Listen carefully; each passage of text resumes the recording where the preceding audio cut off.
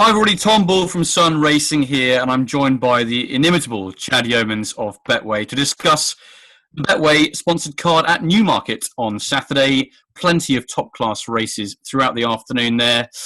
We'll start with the 130, Chad. The Heed Your Hunch at Betway Handicap, 0 to 105 Class 2 competitive little race with a few nice horses coming back from breaks and a few horses who have already had runs and will be looking to improve on their seasonal reappearances. Yeah, and it's one of the latter mentioned group of horses that I've got a really strong fancy for, Bully. War Glory, trained by Richard Hannon, I think is a very smart horse.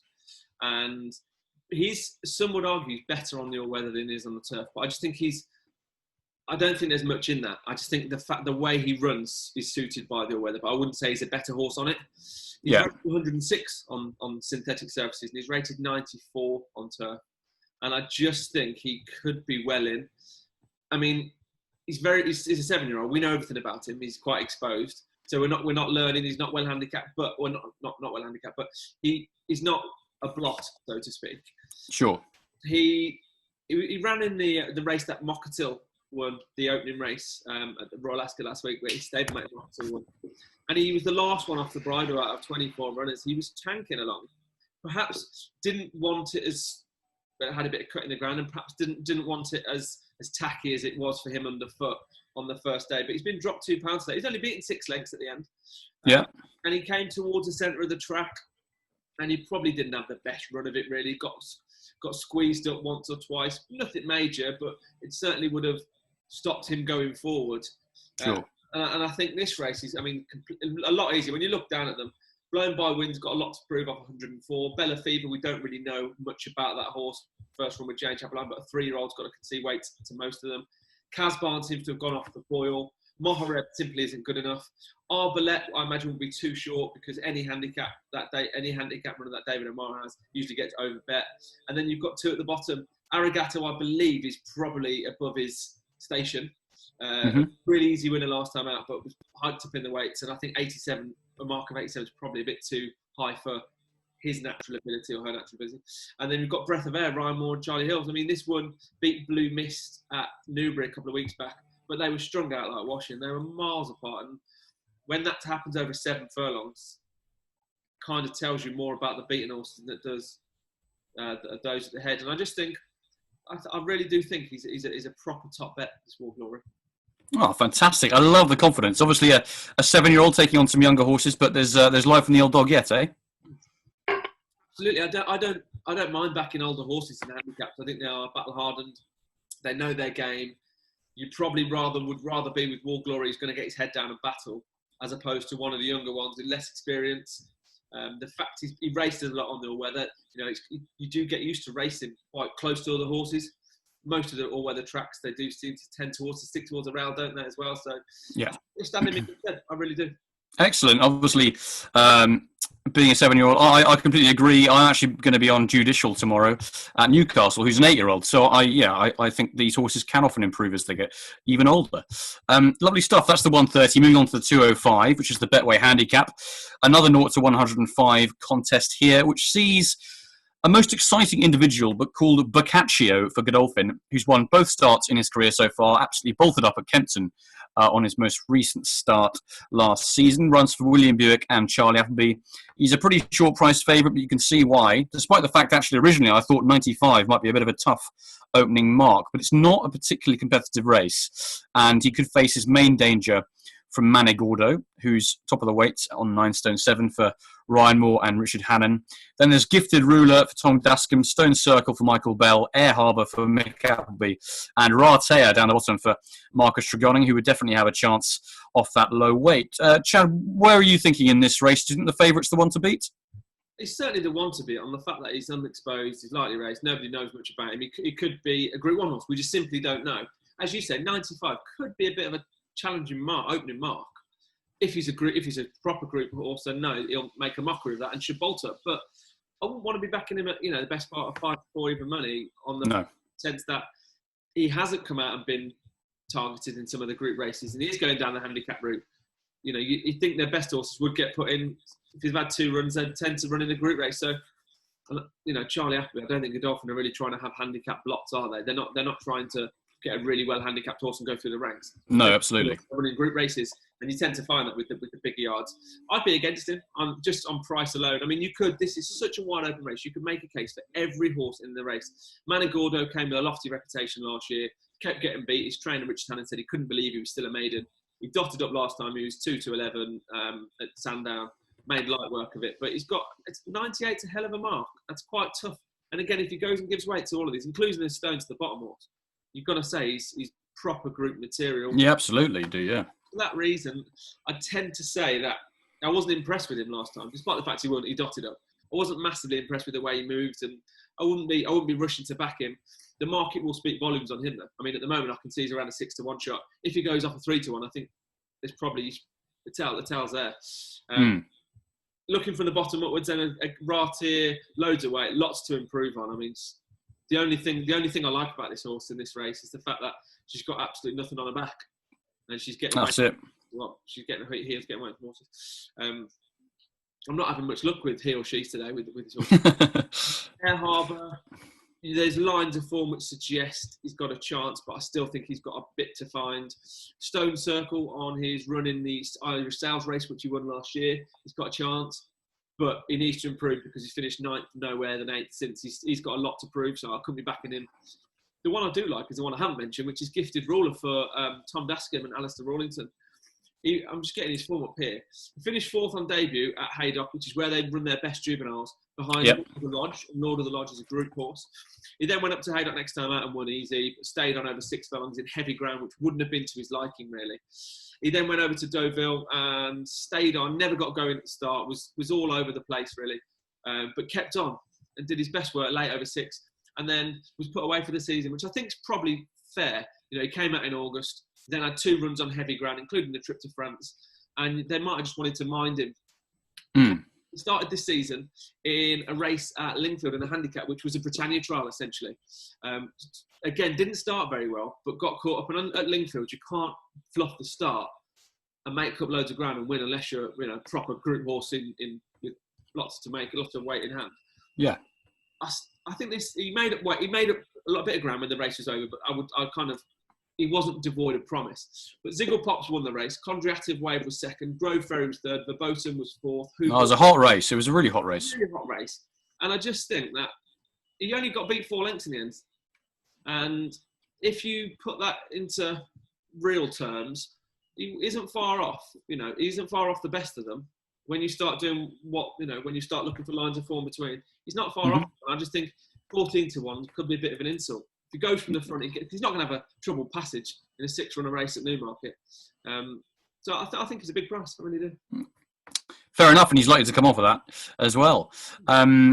Yeah, I like all what you said there. I think Boccaccio is the one to beat. I think that's obvious. His price suggests that, and the fact that he's unbeaten. But I don't understand why Rater, who won a maiden at Kempston, okay, admittedly only by 2.5 lengths as opposed to 3.5, is been given a mark of 84, whereas Boccaccio has been given a mark of 95. There seems to be some discrepancy there. It's nearly a stone, the difference between the two there, and that just seems slightly over the top, I think, from the handicap, or possibly under the top in terms of Rater is concerned. So possibly this filly Rater could be let in. Well, I should say gelding. I'm doing what you did there. Gelding, yeah. I should say could have been let in lightly. There's dropped back to 7 furlongs. I don't see that being a problem, and he should improve on his reappearance because he had been gelded, was off for a long time, and I can see him going well from the bottom of the weights. I think it could be between those two, but I admit Gifted Ruler could well still have plenty more in the locker, considering that was a really hot race that he finished 9th in. Lovely. So Rater for me and Gifted Ruler for you. Excellent stuff. Let's go on to the 240, which is the Betway Criterion Stakes, the Group 3, which is the highlight of Newmarket's afternoon. And it's a pretty competitive field this year, full of old favourites, the likes of Sir Lancelot, Limato, obviously, Vale of Kent down the bottom, Yafta as well, and then the Godolphin pair of Mudtasim on the Warpath, Hamdan Al Maktoum's Turjaman, former Guinea's 2nd Tip 2 win, and Happy Power for King Power. Chad, where are you falling on this one?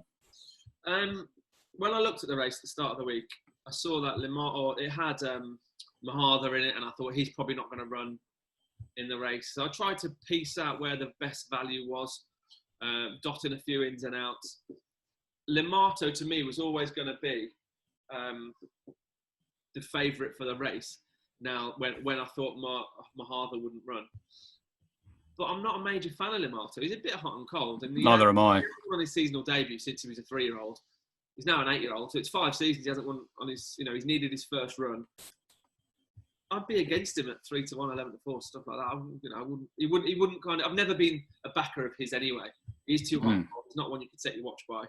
And then I think the 2 Godolphin horses of Mubatism and On the Warpath, they've got chances. You just never know when they're going to put their best foot forward. This 7 furlong division is so difficult. Such a specialist race. And I saw Charlie Hills took Space Blues and a horse called Dubai over to Longchamp yesterday and finished first and second. And that's the kind of, and they were both entered in this.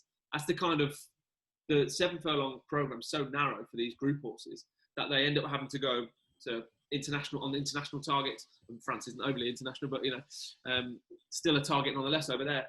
And looking through the race, I've come up with 2. Vale of Kent for Frankie and Mark Johnson. Mm-hmm. Always runs really well in big field handicaps. And I just think he's starting to progress. He's a bit tough. He's a bit hard. He finished 3rd on his seasonal debut behind Marie's Diamond at Newmarket. Marie's Diamond then finished 3rd in the Queen Anne. Then finished 4th in the Hunt Cup. I just think he's probably just as good as these, really. He's just been running in handicaps off big weights. So that wouldn't surprise me to see him go very close. And the bottom horse, Yafta. Now, Yafta doesn't do it a great deal. He hasn't won for a couple of years. So kind of your patience would run out with him if you were backing him consistently. But there is something in the way he ran last time. He finished 5th at Haydock. Happy Power was 3rd. He was 5th. And I just think he showed signs that day he could be coming back to form. Okay, nice summary there. Okay, lovely stuff. I think this is a really interesting, really fascinating renewal of this race. Personally, I think it's going to be between the Godolphin pair On the Warpath and Mubtasim. The pair have been running against each other at the beginning of last year. And On the Warpath actually beat Mubtasim before Mubtasim beat him back in England. And I think On the Warpath, who then went to Newmarket, where he will be coming back tomorrow afternoon, and had Summerhand 3 lengths back in second when bolting up in a handicap. Now that form looks really strong. And you'd have said after that he was a surefire group winner in waiting, potentially over 7 furlongs. And he returned to Meydan in this February of this year with a really nice performance off top weight to finish 4th. And he quite clearly needed that run. So hopefully that's blown away the cobwebs. I know that was 3 or 4 months ago now, but I'm sure he's been kept on the go. And I can see On the Warpath producing a really big run at a decent price. He's got William Buick on board as well, so I can see him going close. And I think Mubtasim will run very well as well. Vale of Kent, having his first crack at Group Company, actually, could also run a good race, as you say. And I think Yafta isn't out of it, because I thought that was quite a nice return, actually, when he finished 5th at 40-1. He obviously wasn't fancied to win that day, but it was a nice performance behind Space Blues. So I think he's got a chance too. But for me, it's On the Warpath in the Criterion. I think Limato, who's favourite and probably deserves to be, on that second to Mustachery in the Challenge Stakes, but I think he's vulnerable to younger legs on his first start of the year. So, yeah, On the Warpath for me in that.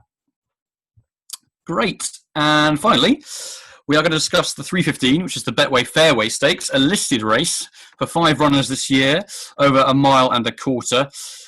Now, the interesting horse in this race is Thunderous, who is going into the race unbeaten, having won his 3 out of 3 starts, rated 103 for Mark Johnston, having his seasonal reappearance. And his main market rival, Vulcan Star, is running for the second time this season, having finished second to the impressive Mishrif at this track earlier this month. So it does look between the two, doesn't it, Chad? I mean, there are 3 other runners in the race, but they're the 2 with the most exciting unexposed profiles, aren't they?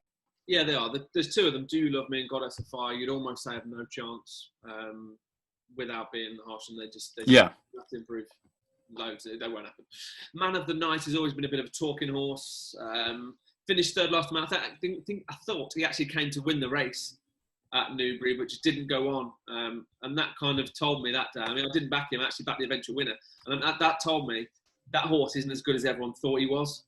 I think he went off 4-6 on his debut because Richard Hannon had said he was a proper machine, and I don't think he's as good as they thought he was. And he's always overbet because of that. And you're right, Bully, it is a 2-horse race, Thunderous and Vulcan Star. It would be a note. This is the kind of race I wouldn't have a bet in. But gun to my head, Thunderous could be quite smart. Now, I know a few people in the syndicate of Thunderous, and they've always thought he is a Guineas horse. He had a bit of a niggle when he won his third start last season, and they put him away for this season because they didn't want to risk him. And then he was coming back in a normal year, would have gone for the Greenham, followed by the Guineas. Then he had a setback, and obviously all the calendar got shuffled back. He had a slight niggle, nothing. I think he had a stone bruise, I think they said.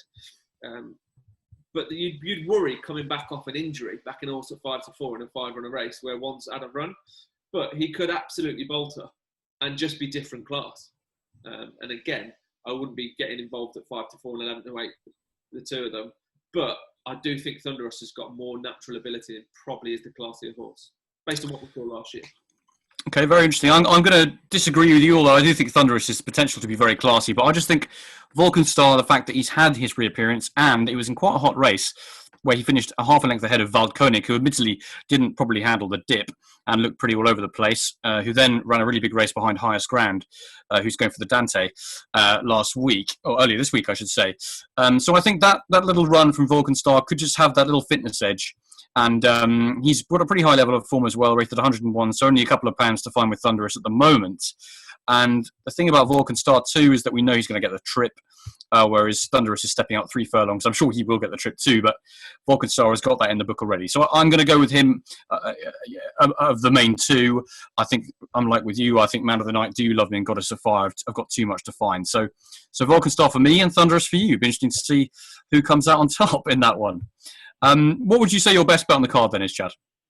On the card, just a quick look at the last couple of races. I think Ryan Moore will have a good day. I think he's riding award scheme for Her Majesty the Queen in the Fillies Novice, the race after. He's riding a horse called Moonbar in the 5 o'clock, which will probably go off third best in the market.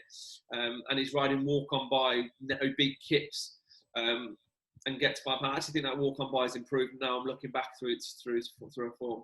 So I think he'll have the last 3 winners. So I think a Ryan Moore, he's on the favourite in the 350 as well. Plus on Yafta, Thunderous, what else is he on? Manigordo and Breath of Air in the first. I do actually think he can have a really good day. It's a very good book of rides, that, isn't it? Yeah, I think he'll have 3 or 4. I mean, I'm hoping it's the last 3 because they're the 3 I'll probably back him in as opposed to on Yafta. I do think War Glory, if War Glory is an each way price, anything bigger than 5-1, is a proper bet.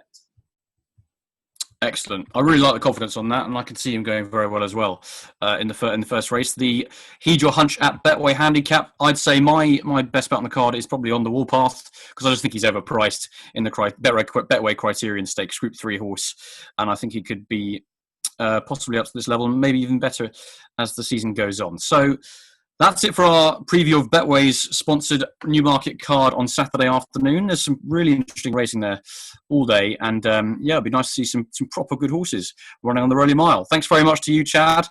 Best of luck for the day and for the weekend in general, because obviously Betfair Northumberland Plate and the Irish Derby to look forward to.